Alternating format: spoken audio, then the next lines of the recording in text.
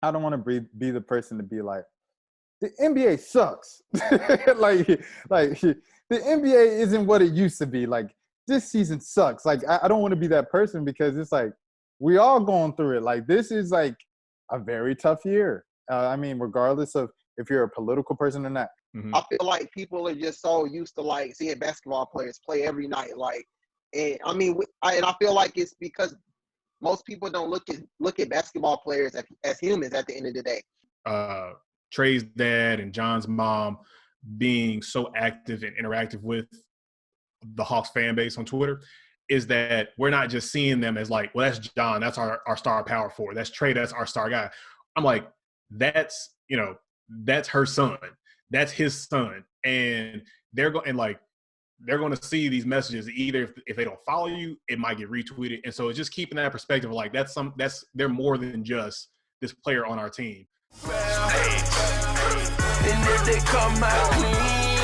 Welcome back to the Birds and Buckets, or Birds and Buckets. I'm here with my co-host Malik Brown. Malik, how you doing today? Feeling good, brother. Always Sunday vibes. What's going on? Man, we starting off Mental Health Awareness Month, and I started it off with doing what is best for your mental health, and that's going on your phone and scrolling on social media for 2 hours consecutively. Just kind of looking at everybody's stories and like what they're doing in life and stuff. Really start comparing. Okay, I'm bored in the house. I'm watching you outside. I think it's really good for your mental. So just make sure you guys take care of your mental. If you're doing something, make sure to sit down, stop, pull out your phone. Don't live in the moment. Just scroll. Don't live in the moment. Don't live in the moment. So that's my advice for you for Mental Health Awareness Month this May. Don't go outside. Stay on your phone 2 hours every day. Don't meditate. Compare yourself. Remember to always compare your progress to others because that's where true happiness lies. But yeah, man, that's pretty much it. We got a special guest in the building. Would you like to do the honors again? We bike. All right, man. Hawks Twitter. We back, y'all. Hawks Twitter. You already know. Atlanta Hawks legend. Twitter legend. Look, I wasn't with them back in the days, but I'm here now. I'm here now in the present. We living in the moment. We got Felwood. We got David in the building. What's good? Yeah.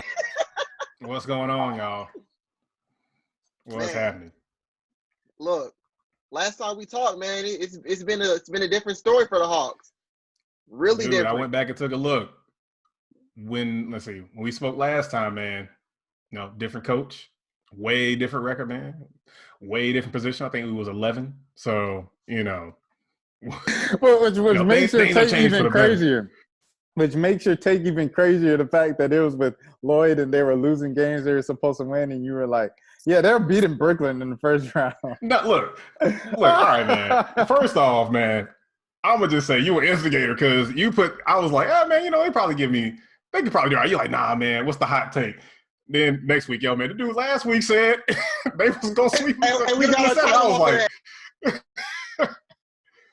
I was like, oh, man, they set me up. But it's all good, man. Y'all good people, so no worries. But, yeah, man, things have gotten better, man. I'll say this. When the whole thing happened with Lloyd being dismissed and us getting Nate, I was like, I don't know if Nate's that guy. And I'm happy to be like, yo, I was wrong, man. Nate looks like he's that guy. Yeah, for sure. And just a heads up to everybody, because I feel like everybody always comes after us. We don't write the titles. Well, was I supposed to unveil that curtain, Malik? Like, surprise, we do not write the titles. You might as well put the @ on there and let them know who's doing it. I'm gonna keep it under wraps. It's Atlanta Sports Unlimited, though. That's Atlanta Sports Unlimited.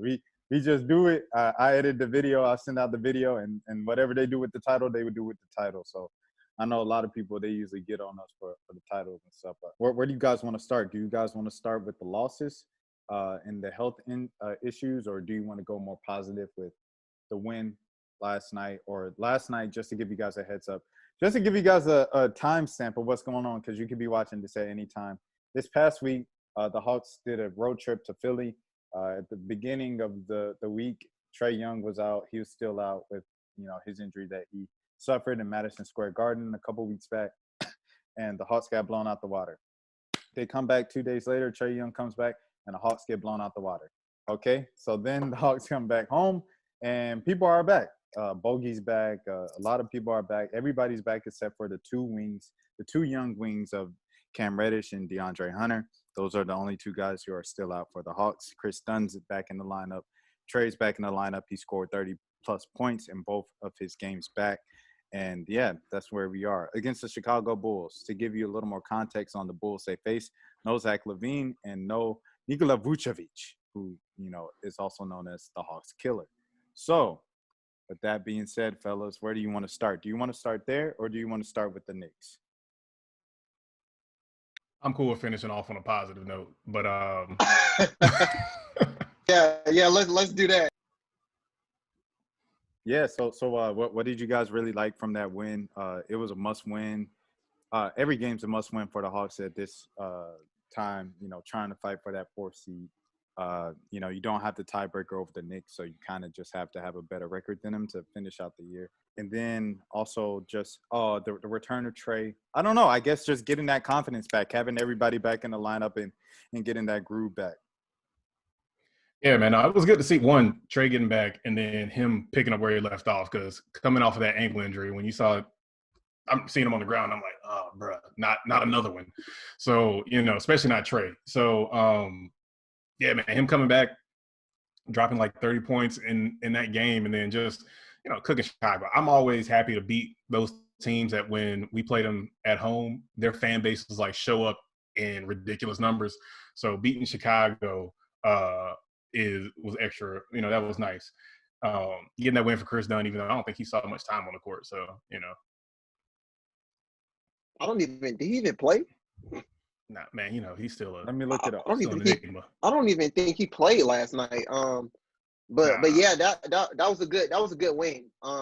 It was tough in the first half though. The Bulls really had their number first half, but I know I didn't watch maybe a little bit of the third quarter, but that's when they kind of came back. I know Trae hit a three, and then John maybe hit a three or whatnot. But that's a good way to rally against a team that doesn't have their star players. So that was a really good win. I do like what I'm seeing from Trae coming back from injury. I wanted to see how he'd look if he was still kind of gimpy or whatnot, but dude scored 30 points back to back. So, I mean, he looks fine, and I think he's ready for this push. Like, I know I heard him in the post game talking about wanting to win or whatnot. So they got about 6 games left, and if they want to stay around that 4 or 5 seed, they definitely got to keep winning for sure.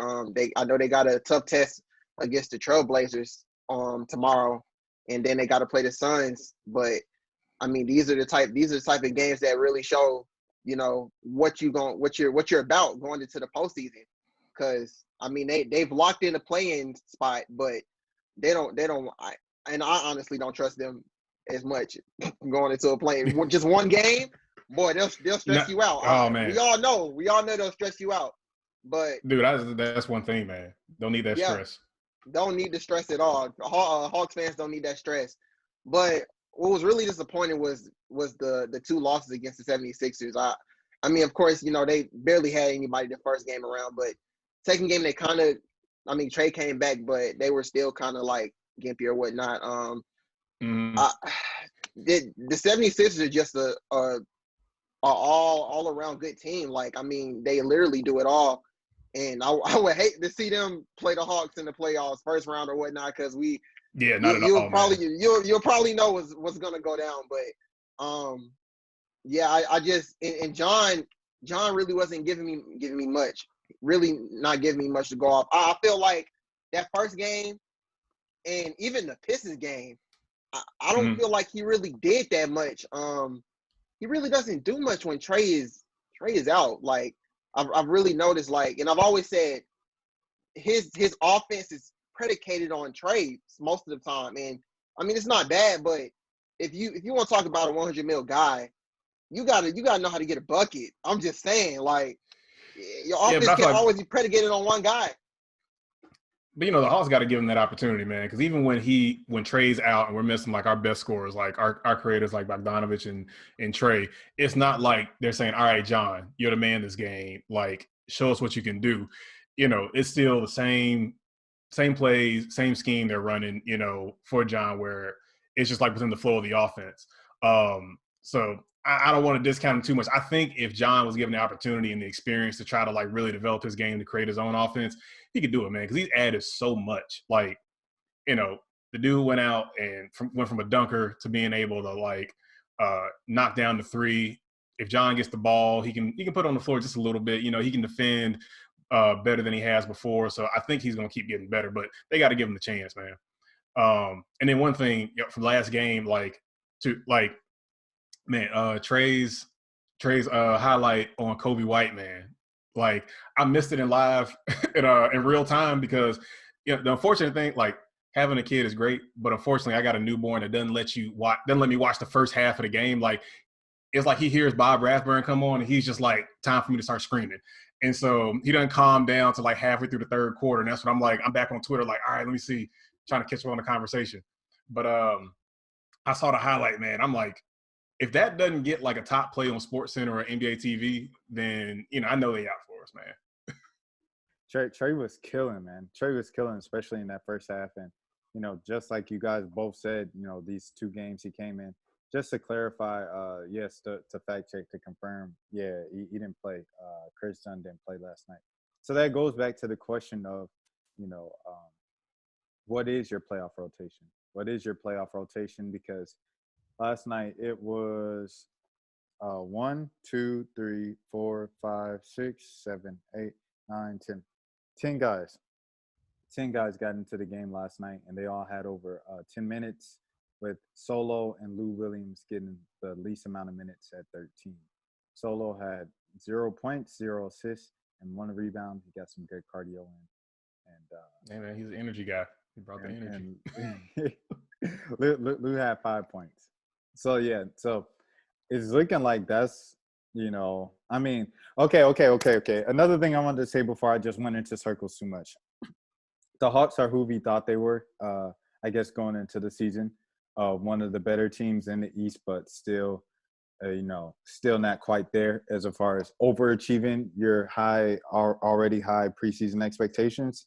So, when you talk about their performance against Philly, you can always point back to injuries, but at the end of the day, it is May, and the Hawks are kind of are what they are. Like, they're 2 weeks left in the season. So, I mean, it just is what it is. Like, the Hawks are what they are. Who's healthy is who's healthy. Who's available is who's available. And even if Dre comes back before the end of the regular season, even if Cam comes back in the postseason, it takes time to get back in the lineup and get acclimated. And one thing the Hawks never got to do this season was really get to see their lineup. They never had to establish a rotation because at the beginning of the year, LP was just playing everyone just to see which lineups work best and who fit where. Because, in the preseason, everybody's like, there's not enough minutes for everybody on the wings, especially, And then, then Nate comes in and, then it's everybody's hurt. So everybody's hurt. So, you're just playing who's available. So you never got to know or see how the team is with the rotation and the best players and the best lineups available. And the playoffs isn't necessarily the best time to test that out. So the Hawks are who we thought they were. They'll probably make the first round competitive depending on where they are. It determines if they'll get past the first round. I don't see them getting past the second round. I know probably like a month ago, once Nate, once Nate first took over, I was probably a little more on the high side of the Hawks had a chance to go to the conference finals. But, yeah, it's over with, dog. It's over with. But I guess it's a nice step in the right direction to make the playoffs and, make the first round competitive. Yeah, I mean, like we were saying about them, this is who we thought they were. And I think that's a compliment to the team. Like, going into this season, especially after last season, we had a top 4 pick when we got Dre. Like, going into this next season and being in a competitive spot for that 4 seed and holding that for a number of weeks, and we're making that push for the 4 seed, currently at 5. Realistically, I don't think we drop down below 6. I think our team's too good for that. And looking at the schedule that's coming up, we have a good chance most of these games, unless we just fall off. We get some more injuries that are just, it just is what it is. But I mean, coming into this season, I think we would have expected at a high end to be in that top 4. We know who the big players are in the East, and we're right where we need to be. Losing to, the 76ers is to be injured and then lose. I'm not too worried about that because those guys are trying to compete for a championship. They're trying to beat out the Nets and come out of the East. And so that's who I'd expect us to lose against. But like, if we're looking at who we're playing later on, we coming up against the Wizards, like we should get those games. The Wizards have been on a little hot streak, but we should get that. But like, we're in a good spot, man. It's not. You heard that, True? It's not you us heard coming that, into True? this. Wizards on the hot streak. Wizards on the hot streak, True. Talk soon. I'm sorry. I apologize. Continue. No, man, you're good. Because, I don't pay enough attention to the Wizards. That's what I've heard through the grapevine. So, look, they might have lost the last 2 games, and I'm just out of the loop. I don't pay attention to the local team. Yeah, we got the Blazers. Oh, man, we got Phoenix coming up, man. That's going to be a tough one. But, we got some competitive games, man. So, for me, the biggest thing for us is staying out of that play-in, like you said. And if we're in that 4 or 5 seed and we're going up against the Knicks, I think, we have a good chance against the Knicks. We're both inexperienced teams. It's just the Knicks are physical, and that's going to help them out in the playoffs. And so hopefully our guys respond well. If we were to get in a position where we're matched up in a 7-game series against the Nets or the 76ers in the first round, backtracking on my first prediction of this, us Hey, that out in was 7. Blake Griffin. That was pre-Blake Griffin. I'm saying, man, look, they loaded up on some guys who might help them out. But yeah, I'd rather us go up against the Knicks in the first round and then see what happens second round. But I don't want to get matched up against the 76ers or the Nets, especially if we haven't given like Dre enough time to come back and get into the swing of things, man, like to really see what our full roster can do. If he comes back early enough and we see the momentum going well, I'm riding for my Hawks regardless, man. Look, it don't matter who we play first round. I'm be screaming out, we gonna win it. All right, but question for you now. So, obviously kind of like we had B on last week, and B's hot take was, the Hawks will sweep the Knicks. So, that was the thing. And then, a bunch of Knicks fans came in the comments and they were like, well, didn't we sweep y'all in the regular season? So my question to you is, why should Hawks fans be so optimistic about facing the Knicks in the playoffs in the first round when they did get dominated by them this year and kind of last year as well? No, I think our chances against the Knicks, depends on our shooting. If our guys are knocking down shots like they can, like if we get a replay where Bogey and Lou go on a tear, and like we're getting out of Lou in the postseason what we expect or what we want from him, and then Trey's doing what he needs to do. If we're knocking down more threes and we're scoring like we can score, I think we're okay. I'm not putting us past the Knicks. I'm not like trying to ignore how good they are. Because, man, after I saw that last game, man, I'm like, I'm turning into a Julius Randle believer, man. That dude looks like a world beater out here. But no, I think we can have some confidence, but it's all about if our shots are falling and how our young guys respond. And that's hard to predict because we got a group of dudes who either have not been to the playoffs. This is their 3rd or 4th season in the league. Oh, no, 2nd or 3rd season in the league.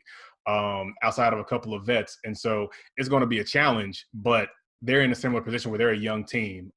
And one thing about the Knicks is, do they have another gear? Because we know how Thibodeau is, and there's a good chance he's eked out, as much as he's going to get out of that team potentially. Like, do we know if anyone else on this team has another level to take it up in the playoffs? And I feel like the Hawks do. Like, we haven't seen playoff Trey, and we know Trey is going to want to shine like when he's on that big stage. That's when he performs his best, especially if we have to play some games in Madison Square Garden. Bogey is like, shoot, man, I couldn't be more impressed with Bogey, and I think he's going to go off too. So I like our chances there.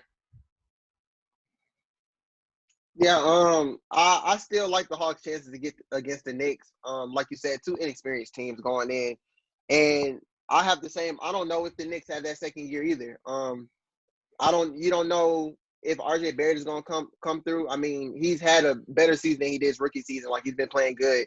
Then you got quickly, like you got these young guys. You don't know how they're gonna perform under the lights. And I mean, Julius Randle, like you said, world beater, bro. I mean, I've been watching games.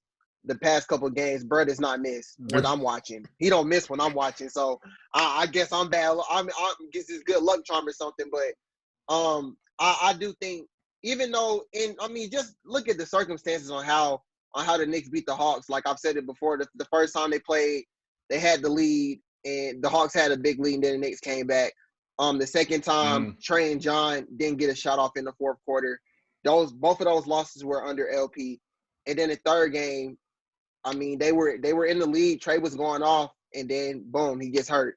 But in like Rashad said last week, they still had a chance to win the game after that bogey shot. So, I still like their chances in that, and I feel like a series like that could give them momentum heading into a second round matchup. I wouldn't say against the Sixers, but I mean maybe like a Nets team or something, because we still don't know if James is when James is gonna come back. So does it really matter if Kevin Durant is scoring 40 points every night? Man, look, dude, look, bro. He won't stop scoring 40 points. It's like what Steph Curry did last month, where he wouldn't stop scoring 40 points. Like that's what Kevin Durant's doing right now. Yeah, dude, KD is ridiculous.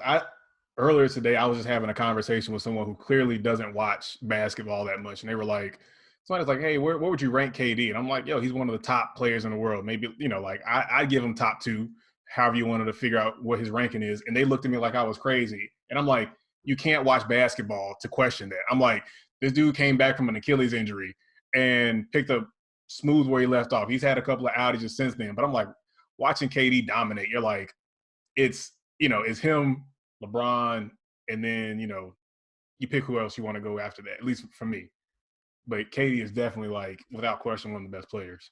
There's no defense for him. And while I was watching the Bucks game, it's just like, bro can get at any spot wherever he wants to and just hit a shot. Like, and I mean, I know he missed the 2 game tying shots this couple hours ago, an hour ago, but I mean, bro, it's still KD. Like, he can get a shot whenever he wants to. So I would hate to be matched up with him and Kyrie in the playoff series for sure. So, but that's the Hawks have played. The Hawks have played the Nets good this season. That's the only thing Hawks fans can really go off of. They played the Nets good this season, so they'll give them some type Cam of. Comes back. We got chance.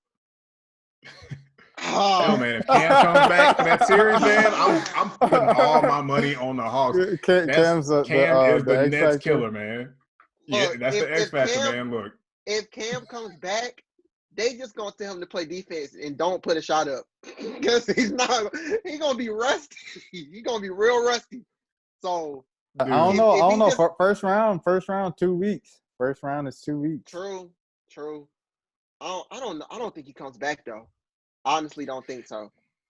And dude, it's hard to even see if Hunter will come back. And dude, I get the frustration because, like, you hear what Travis is saying when he goes on the radio, and he's like, "Yo, this person is looking good or working out," and then you're like, "Yo, when are we gonna see them back?" Like, I didn't think I realized what that Dre's injury was gonna be this bad. I didn't realize Cam's injury was gonna be this bad. Where, like, I can't remember the last time we saw either one of them play. I'm just glad that Herter isn't, like, out extended. Like, I thought he was going to be gone for a minute. I was worried about Trey being out, and then Tony Snell was out. And I'm like, dude, we can't have everybody go down right before the playoffs. Like, dude, Capella, like, he felt, man. I'm like, that would be the epitome of being an Atlanta sports fan, is you have this great momentum, and then 2 weeks before the postseason, like, everybody who's playing well just, my shoulder's off. I done broke my tailbone. This dude done rolled his ankle. Goodwin went off on a wheelchair, bro. Dude, I was just about to say that. Man went off and he played in that game. I thought he was done for a couple games, for real. Yo, Loki, I think some of the players are getting pressed, man. Like, they go in there like, "Hey, can you play? Like, but can you?" Hey, that's what the Warriors was doing to KD that last season. That finals. They was like, "Hey man, we need you." He's like, okay, yeah, I'm working towards it. No, but we really They need just you, saying like, JB. hey man, if you got any feeling, like any sense that you can get out here and play a couple of minutes, let's get you on the court. And so, because shoot, the way now Trey, I think he recovers pretty well because even when he had an ankle injury before, he seemed to recover fast. But like, I was shocked to see Kevin out there because I don't know if it was the same shoulder that he's injured before, but I expected him to be out for a little bit.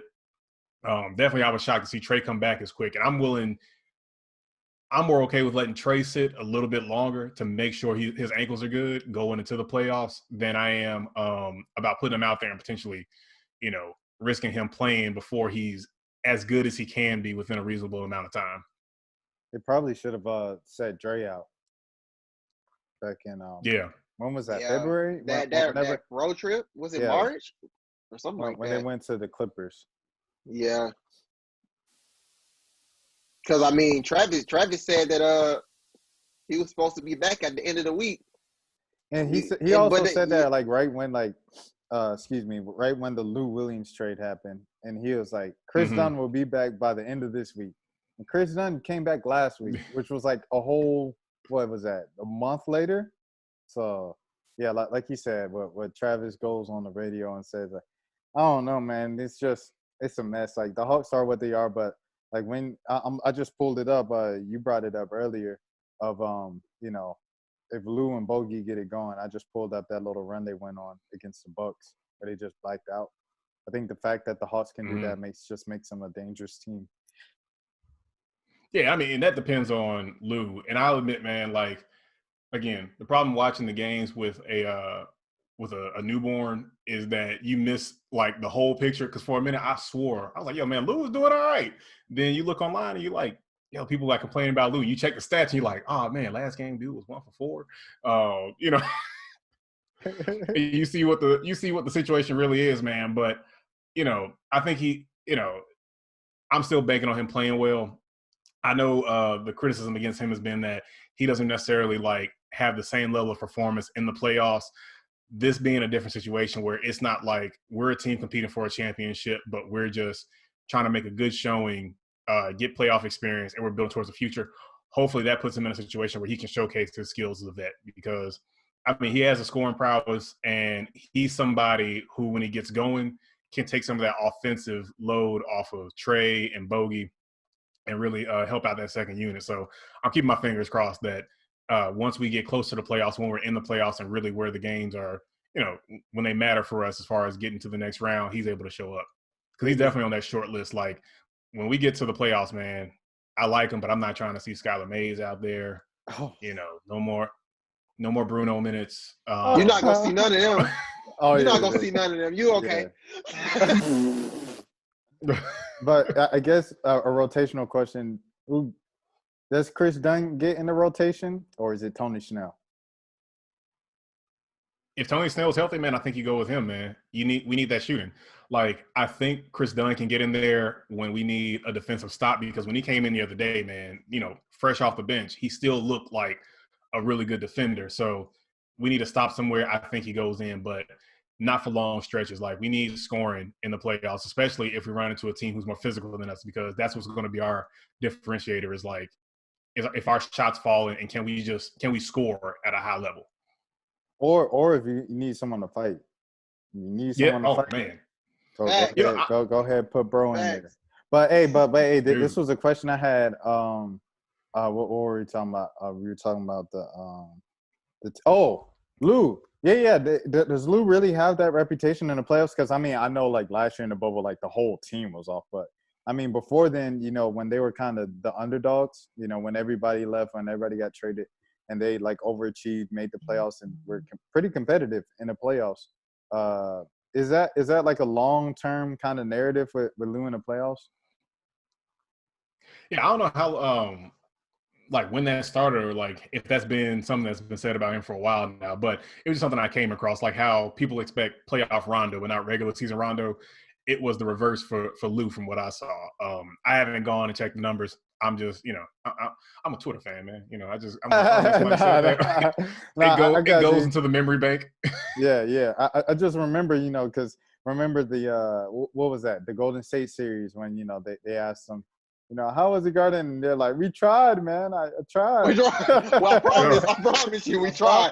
Like when I think about that team and how hard they fought, bro, like those teams, man, with Bev, like as annoying as Bev is, like you can't do anything but respect those guys, Trez, Bev, and Lou over there with the Clippers.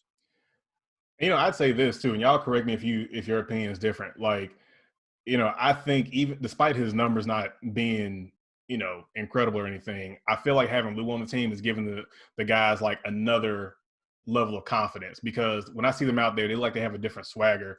And like, I know part of that's come from just winning games and being under Nate, but I feel like along with Lou, because Lou is coming from a competitive club and they're the Clippers, like nobody really the Clippers have a reputation where people expected things to go wrong for them. And so they've had to be overly confident in order to like change the narrative. And I feel like he's brought some of that to the Hawks. And like, even if it wasn't like a vocal thing of like him giving motivational speeches, that rubs off of like, we can make some noise. We got talent here. And I feel like I've seen that from the guys recently since he's been on the team. Well, Rondo wasn't doing nothing. He wasn't. He wasn't. He had like 2 good games. Like, so it's like, when you have someone who's contributing nothing versus someone, even if his shot isn't falling, the fact that he has the ability to score, to make a play, to shoot the ball. And, you know that the people are going to play him and stay true to him on defense because they know he can make that shot, as opposed to Rondo where they're going to give him the space and the Joker's still going to miss the wide open 3. You know what I'm saying? It's just different. It's just different. And his motor, like you said, like I was very concerned when he said the whole thing of, I thought about retiring yesterday right after getting traded, because it was like, dude, Rondo's, the whole thing with the regular season Rondo and playoff Rondo, like Rondo's focus like just wasn't there like when he was with the Hawks, he just didn't care. And it's like, dog, like you're not getting overpaid to just be a coach, bro. Like, I know that's what you say you're trying to do. You're trying to learn off of Lloyd and stuff like that and teach Trey. But at the end of the day, you're still getting paid like a ball player, not a coach. So you need to actually care when you're out there on the court, and he didn't.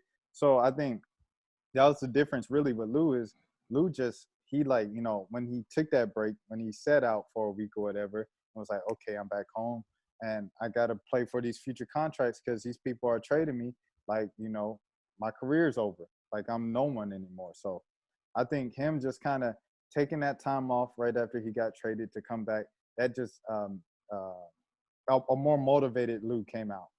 So I think Lou's motivation to prove that he still got something left in the tank, and just his motor, like you said, like it rubs off on the other players, whether or not his shot is falling. And that's just a huge difference of what you're seeing from the Hawks now versus the Hawks with Rondo. Y'all see that? Yeah, I mean, the Clippers love Rondo now. Like I'm seeing, like ever since they traded him, I see Rondo praise now. Like he wasn't seeing that when he was with the Hawks. But I mean, dude, I know they had a whole segment on him. Like, was it last night or something? I think when they played the Nuggets, they were talking about, Rondo and DeMarcus Cousins scored most of the fourth quarter points or whatnot, and Rondo's making a difference. I'm like, oh wow. So like it almost seemed like Bruh set him up. Like he just wanted the contract, and it was like, we know we're gonna trade you at the trade deadline. So just get this contract here, and then we're gonna trade you. So that's what it really felt like, a setup. Well, that's always been the case. Teams. Those were his 2 teams, the Clippers and the Hawks. So the Hawks gave him the bag, and then sabotage. But go ahead, Phil. I was gonna say, man, that's always been a situation with Hawks players, man. When they play in Atlanta, there's no love. Like before the All-Star break, it was like Rondo is washed. He's at the end of his career. He's trying to get into more of that coaching role. All of a sudden, he goes to the Clippers, man. It's like Rondo's the difference maker. He's the playmaker that the Clippers need to take some of the burden off of Paul George and Kawhi. And I'm like how did that change just from him being traded? Like, how did he go from like dude is at the end of his career to like he's the difference maker on a championship team? So that's just always been the case, man. When anyone has left Atlanta, unfortunately, all of a sudden, like their stock amongst the rest of the league goes up for the teams they go into. But also, it's like the expectation of I think why we brought Rondo in compared to why we brought Lou in made a difference, because they did say Rondo was brought in more so as a like mentor, potential like player coach for Trey. And I mean, that helped out because when the guys were having issues with Lloyd, apparently Rondo was the guy they were leaning on and going to. And so he served that role to help them like handle that situation. Whereas Lou was like, look, man, it's a different coach. We're bringing you in here to score because we need somebody off the bench with a second unit who can create plays, who can create buckets for themselves, and who can make the offense happen, because we were struggling without Trey being on the court. You know, it's a different situation. So like Lou is coming in to help out, and we really need somebody with that second unit, because now with Nate and the way he's utilizing Bogey, Bogey's not a part of that second unit anymore, and that's helped him out because now that backcourt between him and Trey looks lethal. Like I'm excited to see how those two play off of each other in the playoffs. Right. Because like Trey's able to play off ball, knowing that he has somebody else who can create their own shot, who can create their own offense, and just really dominate or and play well. So, and then also from what I've read, Bogey has been given more leeway with what he can do in the offense than how he's being used under Lloyd. Because apparently Lloyd was using like a spot up shooter and just being hey, get in the corner, knock down a shot. He was using them like Kyle Korver. Exactly. Whereas we see Bogey now, we're like, Bogey's out there like showing out, man. So that joke is nice, man. I mean, but you know, it goes back to what we were saying at the beginning of the Hawks are who we thought they were. You know, like what Bogey and Gallo are doing when they make those tough shots. It's like this is why they got paid the big bucks to make those tough shots and to create that on offense. Like when you see Gallo up, right, shot clock running down, he jabs, you know, 5 steps behind the 3-point line, then jabs, and then pulls up and knocks it down, and you're like, wow, Gallo was a great pickup. It's like, that's why they paid that Joker $1 billion, you know, because, hey, you know, because he's been doing that, you know, his entire career. He's a professional scorer, a stretch forward like that, whatever, who could get it done. And, you know, that kind of reminds me of Chris Paul, just what he's doing and his impact. I know that's another team, the Suns, who were who we thought they were. And a lot of people were like, you know, going into the season, oh, I'm not buying into the Chris Paul hype. You know, they haven't done anything yet. They have to earn it, but they really proved that they could do it. And I don't know. I just feel like the season, although a lot of people have said it's been anticlimactic, I can agree with that. But for the most part, I'm kind of sad. Like the people who doubted Chris Paul, I've always been a Chris Paul believer, because I remember seeing him turn. It was David West. Right. David West into an all-star. And like when David West was not playing alongside Chris Paul, I'm not saying he was a bad player, but he wasn't an all-star. That was Chris Paul's doing, in my opinion. So taking a veteran Chris Paul who's been as good as he's been for this long, like, you know, it's him and LeBron as far as having these long extended careers and being as dominant players. And you Lou, put and him Lou. next to you put him next to Devin Booker. You put Chris Paul next to Devin Booker, who's another dominant player, and that was the missing piece they needed. Especially, I mean, like they showed us what they could do in the bubble last year in those play-in games, but he was the piece they needed to just make them, you know, take that next step for this season, and they've done it. For sure. And Malik, you know, just say something to let the people know that you exist. I'm back. My computer decided to do a hard reboot in the middle of the episode. Yeah, what did I started talking about the NBA season because, you know, a lot of people were complaining about the season of like it's been just very anticlimactic and kind of disappointing this season. And I was just talking about it. And then in the middle of it, you came back. So I was like, all right, Malik about to save me and Malik about to cut off and then go to another topic. And then you dropped out again. And then I was like, oh, man, I'm all the way off.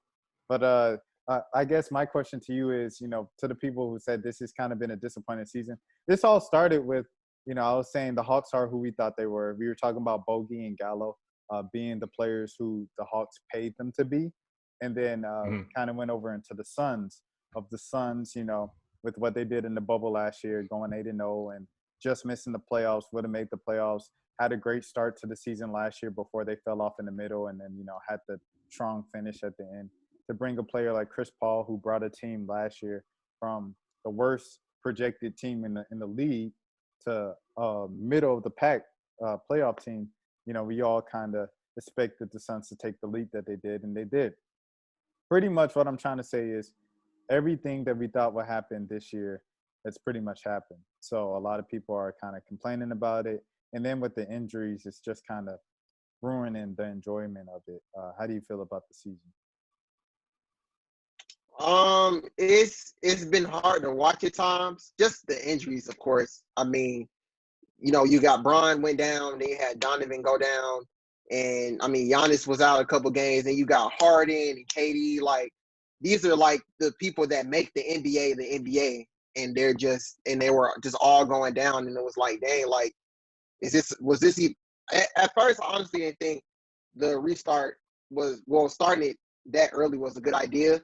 It was all, of course, we all know it's money at the end of the day, but yeah, like, but I mean, you get to see these teams like the Hawks, like they're doing good, and then the Suns, they're doing good.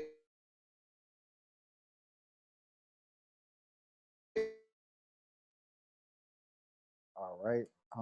Yeah, and the Suns, they're doing good. So, hey.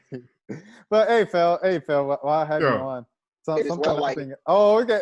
We're almost. There we go. It's gonna break it up. We're gonna get everything. Okay. I'm back.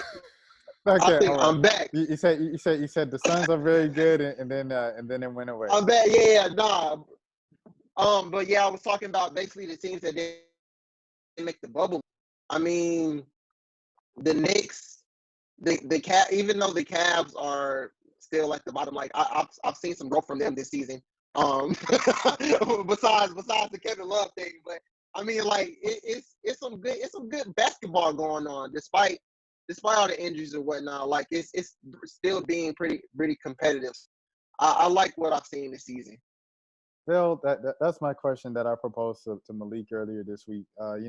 Like we started off, May is Mental Health Awareness Month. What Kevin Love is doing right now?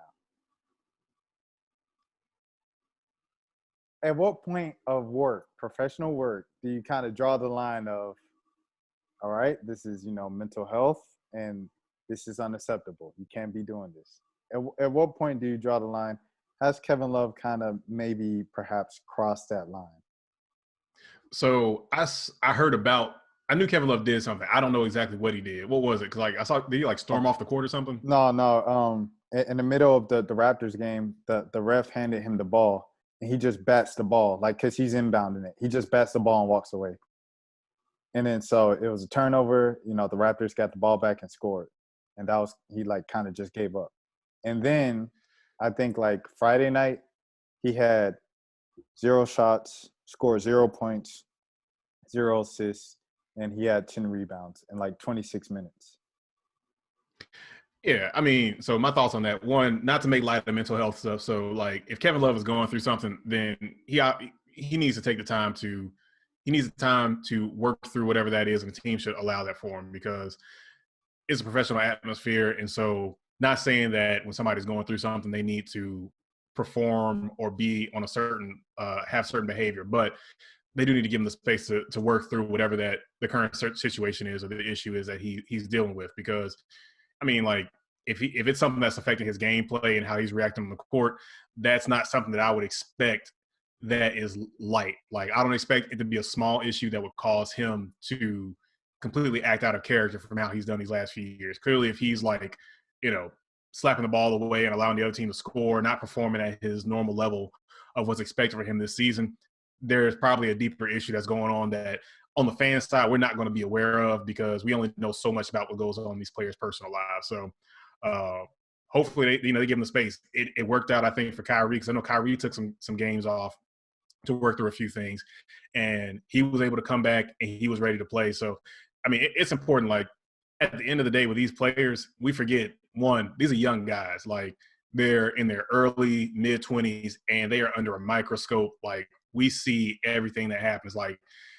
Trey makes a tweet that's worded, slightly imperfectly. And next thing you know, he's going to hear about it. A player doesn't, Kyrie was saging the courts. We have video of him doing things like that. And so they're under this microscope. and we expect them to not be human. Like, you know, in your day-to-day working with whatever jobs you have, like, you're going to go through issues too. So we shouldn't expect them to not have the same problems.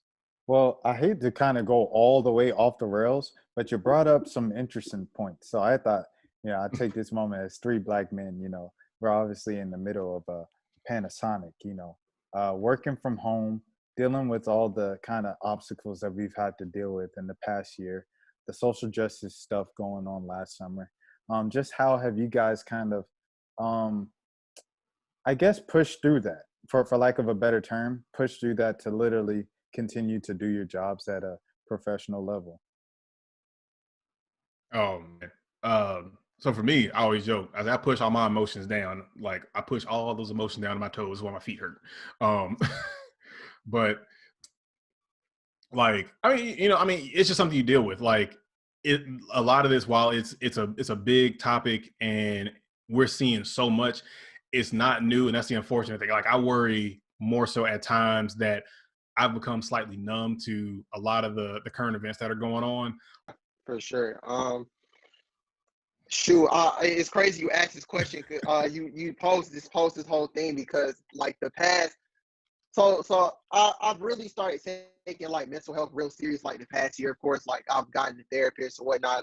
Just trying to like find different ways, different avenues to like to just self-care. But it's crazy. Like these past 3 weeks, I've like had like multiple like anxiety, like panic attacks at work. And I just never like I still really don't know where it's come from. And I remember talking to my therapist like right after. I was like, I literally felt like I was about to pass out a couple of times at work, like mind just racing everything. And I know I was talking to my therapist, and she was like, "Well, something must be stressing you out." And I'm like, I don't know what it could possibly be, but I mean, after a minute, like I just kind of sat down and I was like, bro, like.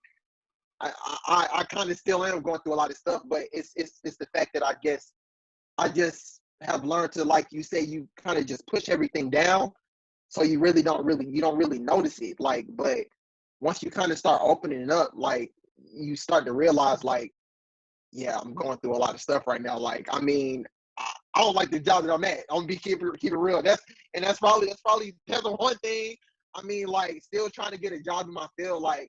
And I mean, it's more stuff like that I'm dealing with, but it's like, I guess it's kind of all just hitting me at once right now. And I mean, it's kind of hard. Like, it's tough. It's hard going outside because you don't know what's going to happen. Like, it's a lot of worrying and stuff going on. But like, I mean, like, I just know that I'm not alone in this. And it's crazy that Mental Health Awareness Month is like, is this month, and I'm going through this stuff right now. So, I mean, like everybody goes through things differently. Like the stuff that I'm going through, somebody else could probably go through it and they'll be perfectly fine. But I mean, like we all different at the end of the day. So It's just been crazy because I had a couple moments, probably like a month or so ago, where it was like I had so much to do, because over here where I'm at, we have football in the spring, so it was like football season combined with all the other stuff that usually happens in the spring.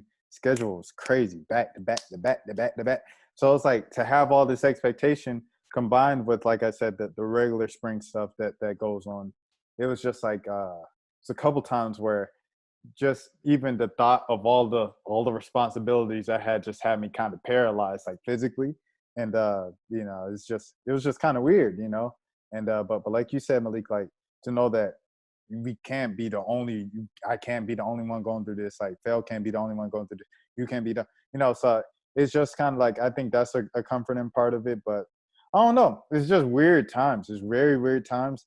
And a lot of times, you kind of question, since mental health has become such a big deal and a big topic, you question like whether something is whether this is just the worst time, like in kind of history type deal or whatever for like mental health, just because of all the things like how accessible information is and how the world is kind of set up, or if it's just, are we is this the generation of overreacting to everything?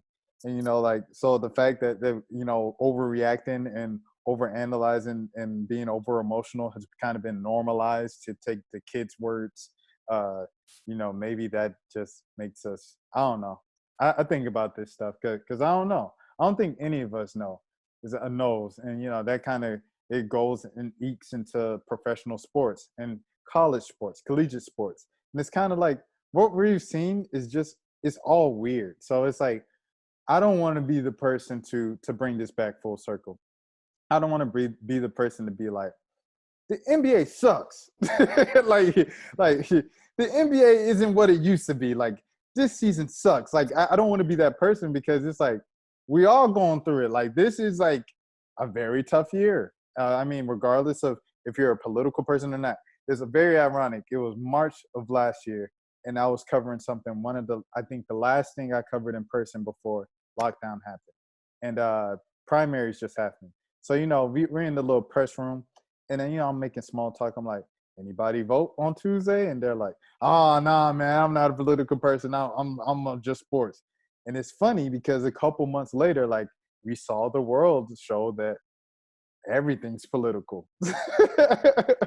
It's like it's political to say you like the Hawks because the Hawks just had a pride night last night. Like, you know what I'm saying? It's like, oh, so you like the team that has a pride night? Or is it like political to say that you don't like the team because they had a pride night? Like everything is political. I don't know where I was going with that tangent. It was just something I was thinking about, kind of with the NBA criticism that I've been seeing the last couple of days. But does anybody else have anything? Yeah, that made me real like with all the mental health stuff and everything you talk about going on. Like, it kind of brings me back to that time where Kyrie like took maybe like a week off or something like that, and everybody was just like attacking, bro, like just like giving him the work on Twitter, social media, like everywhere, and it was like, bro, like, and when he came back, he was just like he needed a break, and I feel like people are just so used to like seeing basketball players play every night, like. And I feel like it's because most people don't look at basketball players as humans at the end of the day. They just think that it's basketball and that's it. They go home and do whatever, and then they come back and play basketball. But at the end of the day, they're human. And I appreciate Kyrie for doing that type, like for coming out and doing these type of things. Like, I wouldn't say he may be going about it the right way sometimes, but like at the end of the day, you understand where he's coming from. Like, it's important. Yeah, and just kind of like piggybacking off of that, like I think that is the importance of even for us out of the fans. I know y'all are covering more stuff. Y'all are reporters, so it's not the fan perspective always. But even us as fans, we need to be careful about how critical and what we are saying about these players because, like, I'll say this: the benefit of, for me, Trey's dad and John's mom being so active and interactive with the Hawks fan base on Twitter is that we're not just seeing them as like, well, that's John, that's our star power forward. That's Trey, that's our star guy. I'm like, that's her son. That's his son. And they're going to see these messages either if they don't follow you, it might get retweeted. And so it's just keeping that perspective of like they're more than just this player on our team. So not just being completely just terrible in your criticism where, there's some things that people throw out there and like, so for instance, like the Bruno stuff at times it's funny because we're like, when he gets out there, it's not always what we want to see. But at the same time, I know that's got to be hard for him. And so you want to be careful about that criticism because think about it. You make it to your dream job and then you get there and you realize I'm not able to perform the way I thought I would. Like from what I understand, what Vince Carter said on when he's working with Bob and Neek, he's like, Bruno's putting in the work.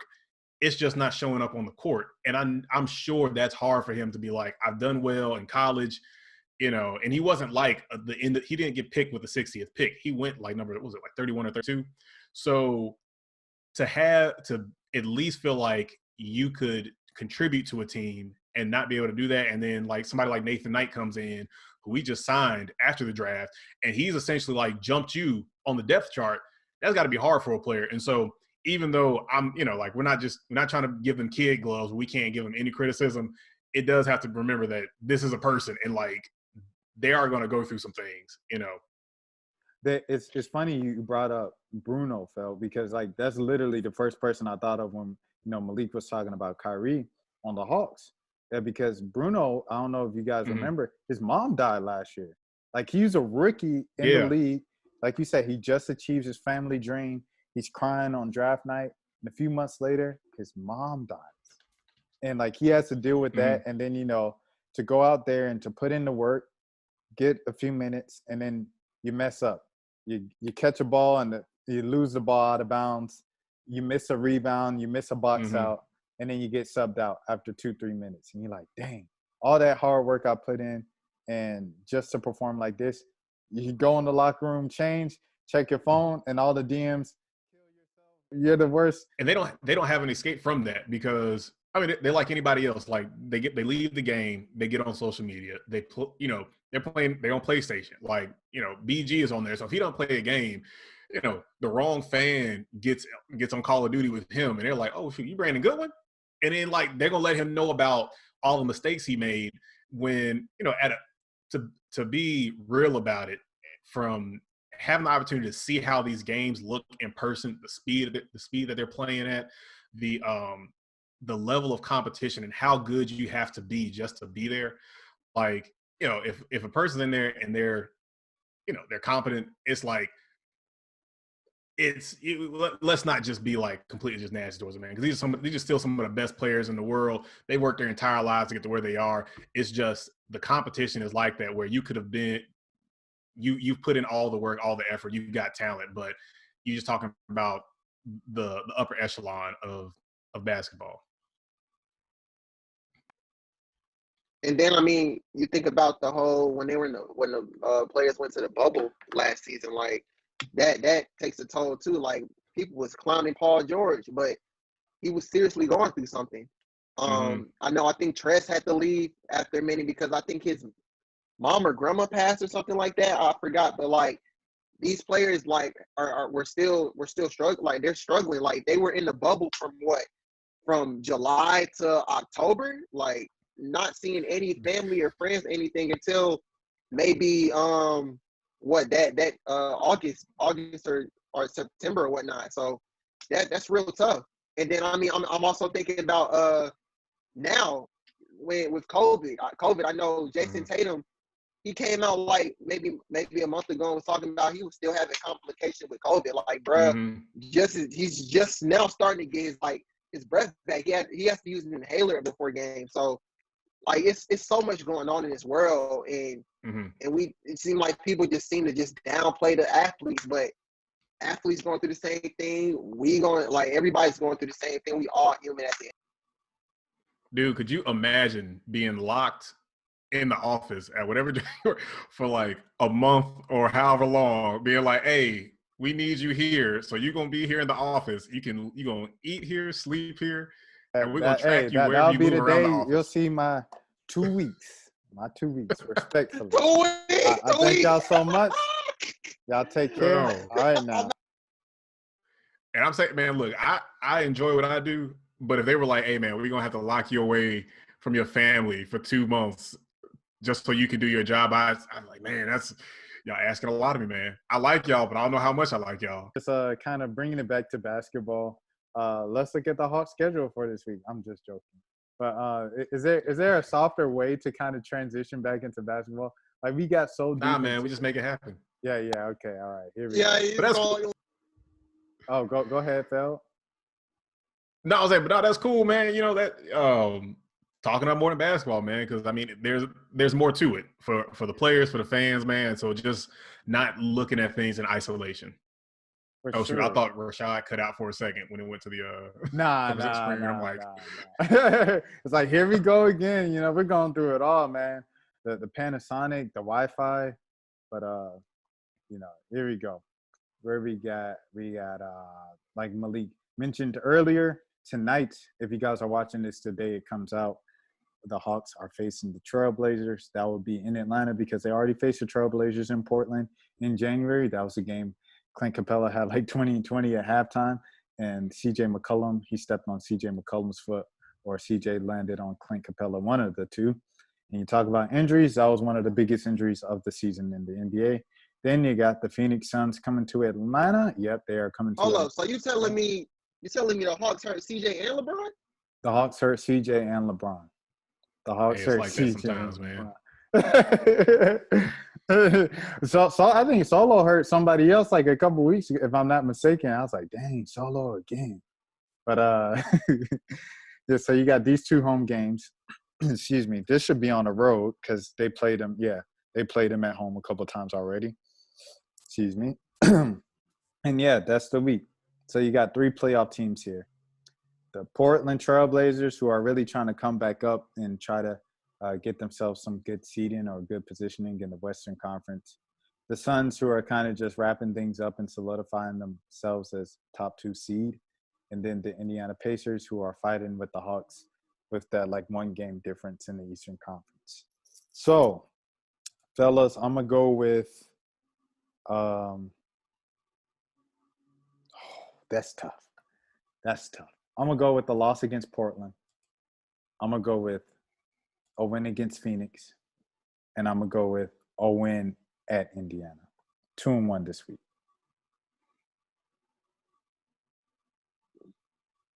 I saw 2-1, but I didn't see the Suns win. I didn't think he was gonna pick the Suns. But I'm gonna go Trailblazers win. I'm gonna go Suns loss, and I'm gonna go Pacers win. So I'm gonna go 2-1 as well. Yeah, I'm same as Malik. That's what I was thinking. Because Portland's on a 4-game win streak, but I think we have a better chance against Portland than we do Phoenix. I'm not saying Phoenix is just out of the picture. Getting a win there, we could probably get that. But if I'm looking at 2-1 for this week, and then, man, forget the Wizards, man. Next week we got them too. Don't sleep on them boys. I'm trying to say don't sleep on them boys. Oh yeah, I told True. I was like, bro, I do not want to see the Wizards. You're like, the Wizards ain't about to do nothing. I was like, okay, bet. And what the Wizards do after that?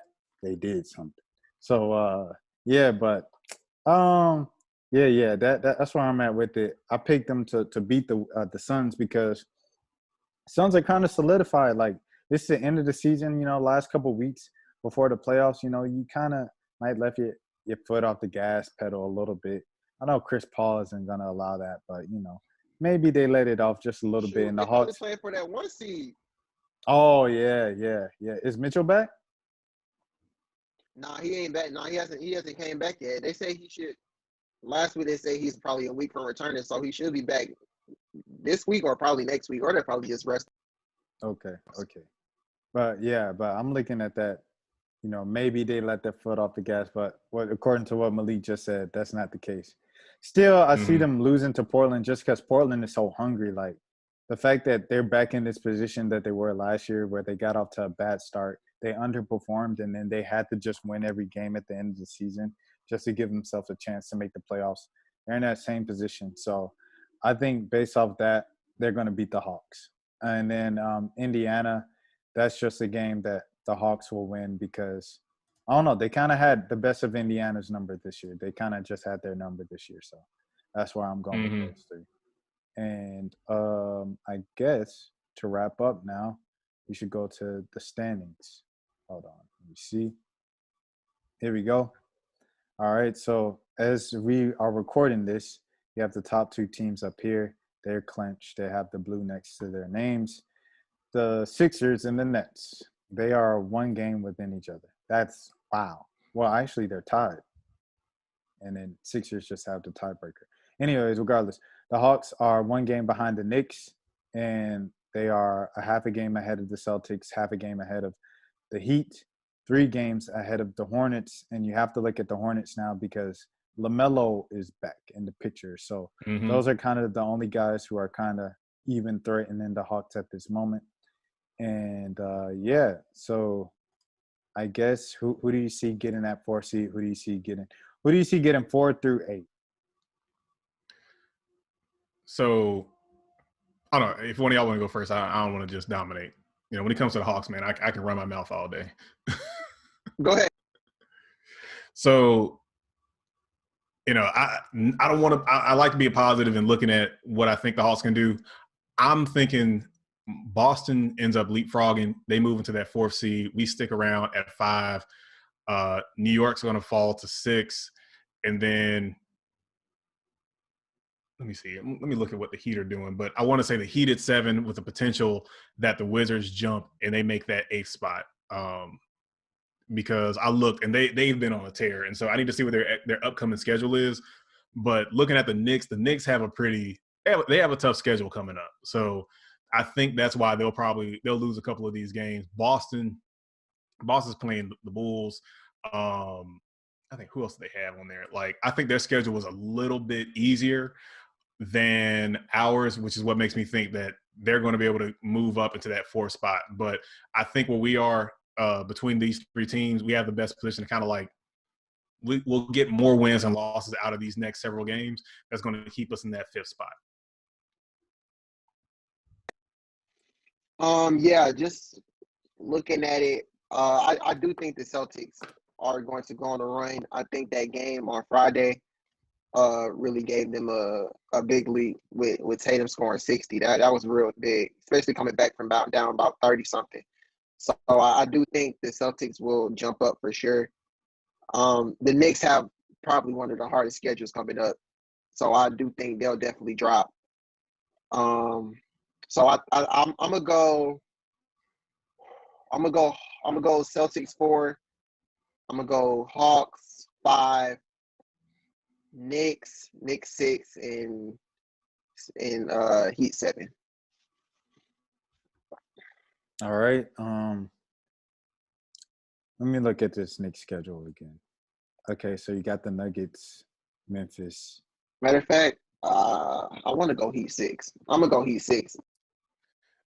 Man, look, I don't know. Like, I'm looking at the Heat schedule. So they're coming up against Charlotte, Dallas, Minnesota, and then they got 2 games against Boston. I think yeah. I think they drop at least one of those games against Boston. They're beating Minnesota more than likely. I'm gonna give that game to Dallas. I think they can get Charlotte, but I'm still thinking they lose 3 out of those next 5 games, and so that's what I'm keeping them in that 7-8 spot. I'm gonna go. I'm gonna go Hawks 4, Celtics 5, Knicks 6. Like Feld said, Miami 7, Charlotte number 8. Yeah, that. I'm going with that. And then so you got who do you have? 9 versus 10 is 9 versus 10 and 7 versus 8. Is that what it is? Yeah, it's 7 versus 8 and 9 versus 10. Wizards beating the Pacers in 1 game. Mm-hmm. and then so do the 7 and 8 like so? Then do they play each other? The loser of the 7 and 8 plays 9 and 10 for the 8th spot. Oh, okay. All right. So the Gotcha. Heat are obviously gonna win that one. So it's the Hornets versus the Wizards. Hornets and the Wizards. I'm giving that one to the Wizards. Looking at the Wizards won their game. hot streak. Yeah. Yeah. Who you going? Russell Westbrook and Bradley Beal, or LaMelo Ball and Miles Bridges? Give me Bradley Beal and Russell Westbrook, bro. In 1 game. Yeah, it's not a 7-game series. 7-game series, I'm probably going with Charlotte, but yeah. Yeah, all right. So the Wizards get in 8 seed. They get swept. But hey, it was entertaining. Russ did what he had to do to get there. And then so the Hawks are the 4th seed, and they're facing the Celtics. All right, Hawks and Celtics. We're back at it. Hawks and Celtics. Who do you guys have in the 7-game series? I'm going Hawks. Celtics in 7. Oh, you tripping? Hawks have home court. In my scenario, that's tough because Boston is ending the regular season on a hot streak. You know, they're winning they're ending their regular season. JB's getting it going. Tatum's finally getting it going. You know, he's starting to use his inhaler less and less. It's over. Just say it. You taking Jason Tatum in the game 7 or Trae Young in the game 7? But look, excuse me, because you also have Lou, you also have Bogey, you also Mhm. have, what I'm saying, I take Bogey and Lou and Gallo, scoring over Marcus Smart and whoever the heck, Tristan Thompson and Jeff Teague or whoever the heck Pritchard. is Peyton Pritchard. Peyton Pritchard. Peyton Pritchard in the playoffs, man. I'm not taking no Quickly. I'm not taking no Pritchard. Not over these jokers. I mean, not over Lou and not over Bogey, not over Kevin Herter. You know what I'm saying? So I'm not gonna lie though. In the seventh game, winner take all, I can see the Celtics beating the Hawks. In the seventh game. I can't lie. I cannot lie to you. A seventh game, you talk about two superstars versus a team with a lot of great players and one star. Hey man, look, that's why y'all are the reporters and not the fans. I'm going with the Hawks. I'm like, hey, playoff Trey, playoff Bogey. I'm putting my money on them. We keep forgetting about Capella too. We keep forgetting about Capella. Yeah. Oh man. So one thing I know for sure is if they do match up with the Celtics, Collins and Capella better eat because the Celtics do not have a good front court at all. So I think that will be the deciding factor in the series if that does happen. I mean, of course, you got the other players, but the front court is where Atlanta should dominate for sure. Mm-hmm.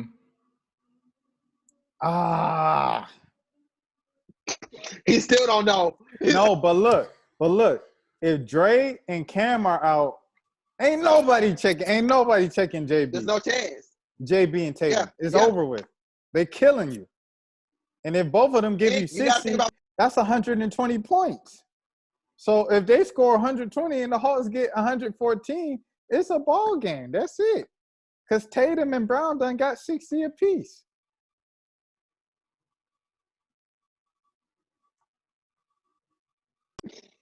So you going Celtics in 7? You going Celtics in 7? I'm going Celtics in 7. I'm going Celtics in 7.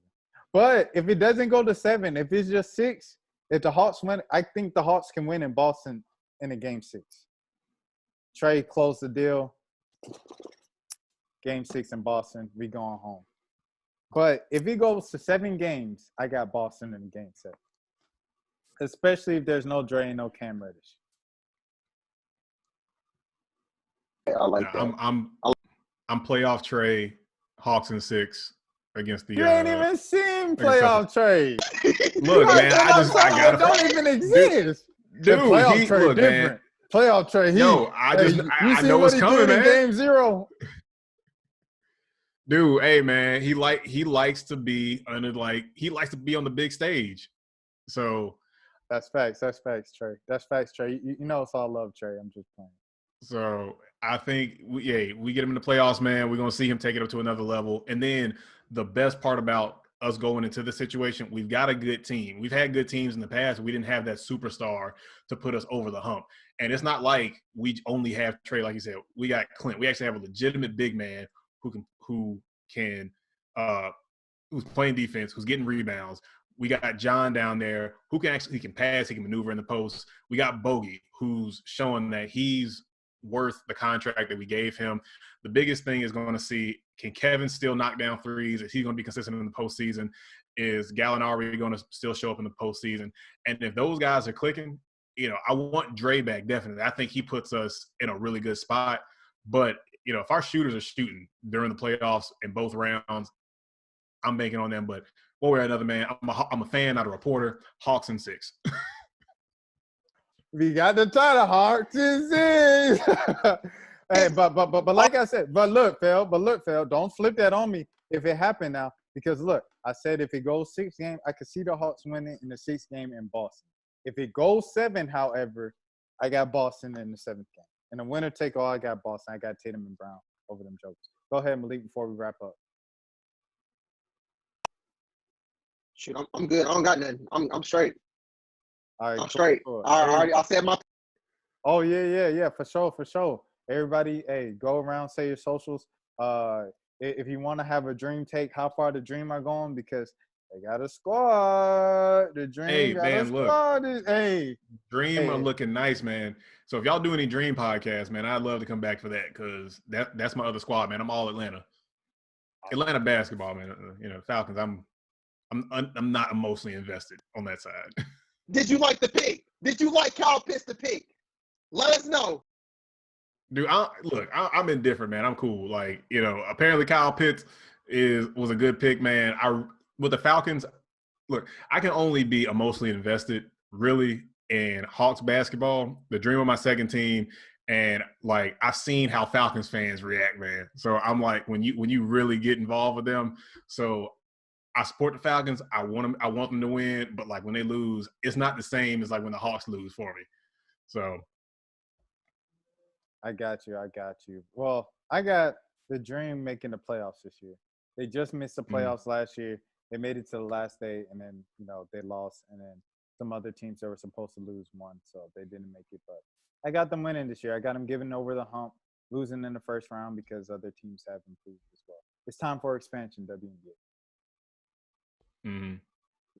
Yeah, I think they got some dogs on their team this year for sure. I'm excited to see everything come together. So I don't know if they'll make the playoffs or not, but I'll be looking at the Dream this season for sure. All right, and everybody give your socials. Cool. So for me, it's Feldwood. That's on Twitter and Instagram. That's where I'm at, man. You can find me on Twitter, Instagram at _Malik ATL. Subscribe, follow all that to Atlanta Sports. Yeah, Rashad Milligan. What is it? Subscribe to Atlanta Sports Unlimited. Like the video, share with your friends, comment. We don't write the titles, and then you can follow me on Twitter at Titles. We Tiffany don't write Hayes Bite. Tiffany Hayes Bite. And if they come out clean,